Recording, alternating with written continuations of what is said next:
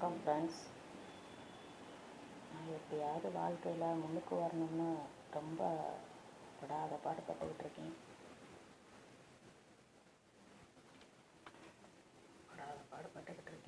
எப்படியாவது வாழ்க்கையில் முன்னுக்கு வரணும்னு. ஆனால் ஒரு படி ஏறினா 3 படி சறுக்குது.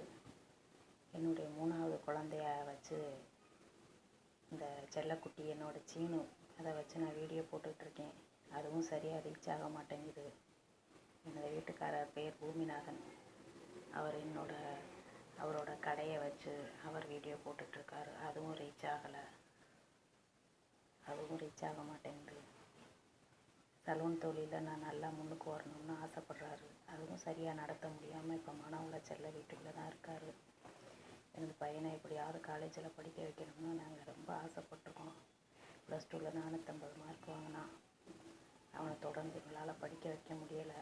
எத்தனையோ ட்ரஸ்ட்டில் உதவியை கேட்டேன், ஆனால் யாருமே முன்னுக்கு வரல. அதனால் அவன் வேலைக்கு போயிட்டான்.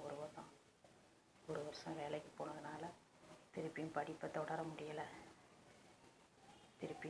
தொடர முடியாமல் மறு வருடம் என்னைய காலேஜில் எப்படியாவது சேர்த்து விட்டுருங்கம்மான்னு சொல்லி கேட்டான். அதனால் நான் மகளிரில் பணம் வாங்கி 1 வருஷம் காலேஜ் முடிச்சிருக்கான்.